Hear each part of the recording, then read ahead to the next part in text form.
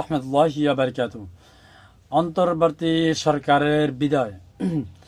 স্বচ্ছ শান্তিপূর্ণ জাতীয় নির্বাচন সম্পন্ন করে নির্বাচিত নতুন সরকারের কাছে রাষ্ট্র পরিচালনার দায়িত্ব তুলে দিয়ে মঙ্গলবার অর্থাৎ আজকে বিদায় নিতে চলছে 18 মাস বয়সী অন্তর্বর্তী সরকার। যাত্রা শুরু হচ্ছে নির্বাচনে বিজয়ী বাংলাদেশ জাতীয়তাবাদী দল বিএনপির নেতৃত্বাধীন নতুন সরকারের। অন্তর্বর্তী সরকারের প্রতিশ্রুতি ছিল দেশের সরকার ব্যবস্থাকে একটি গণতান্ত্রিক ভিত্তির উপর দাঁড় করিয়ে রাষ্ট্র সংস্কার ও সুশাসনের দুয়ার উন্মুক্ত করা। তাদের সেই প্রতিশ্রুতি পূর্ণ হতে চলছে আজকে মঙ্গলবার। 2024 সালের 5 আগস্ট ছাত্র জনতার গণঅভ্যুত্থানে সাবেক প্রধানমন্ত্রী শেখ হাসিনার নেতৃত্বাধীন আওয়ামী লীগ সরকারের পতনের পর 8 আগস্ট অধ্যাপক ডক্টর মোহাম্মদ ইউনূসের নেতৃত্বে গঠিত হয় অন্তর্বর্তী সরকার।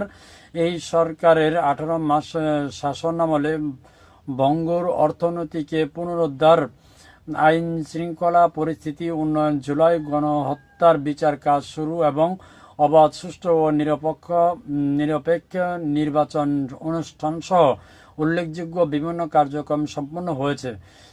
প্রণীত হয়েছে জুলাই সনদ, রাষ্ট্র সংস্কার স্মারক। এমন প্রেক্ষাপটে সরকারের একাধিক উপদেষ্টা তাদের সফল হিসাবে মূল্যায়ন করেছেন। প্রধান উপদেষ্টার প্রেস সচিব শফিকুল আলম জানিয়েছেন, সরকারের কার্যক্রম 90% সফল হয়েছে। এই অল্প সময় অন্তর্বর্তী সরকারকে একদিকে নানা ধরনের আন্দোলনের মোকাবেলা করতে হয়েছে, অন্যদিকে বিধ্বস্ত প্রশাসনকে ঢেলে সাজিয়ে নির্বাচন ও গণভোটের পথে হাঁটতে হয়েছে। এক কথায় এই পথ কুসমন্তীর্ণ ছিল না। ডক্টর ইউনূসের অন্তর্বর্তী সরকারের কাছে জনপ্রত্যাশা ছিল আকাশচুম্বী। সেই সরকার আজ বাংলাদেশ জাতীয়তাবাদী দল বিএনপির শপথ গ্রহণের মাধ্যমে বিদায় নিচ্ছে।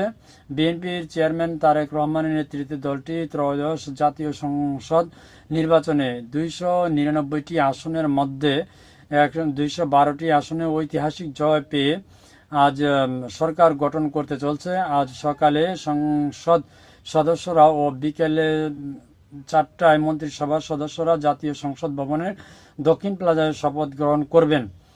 এই নিয়ে সবকিছু মিলিয়ে অন্তর্বর্তী সরকার আজ মঙ্গলবার বিদায় নিতে যাচ্ছে। তো কেমন চালাইছে বিগত 18 মাস আপনারাও জানেন। আর যদি ভালো লাগে কমেন্ট করবেন। ভিডিওটি দেখার জন্য অসংখ্য ধন্যবাদ সবাইকে। আসসালামু আলাইকুম রহমতুল্লাহি ওয়া বারাকাতুহু।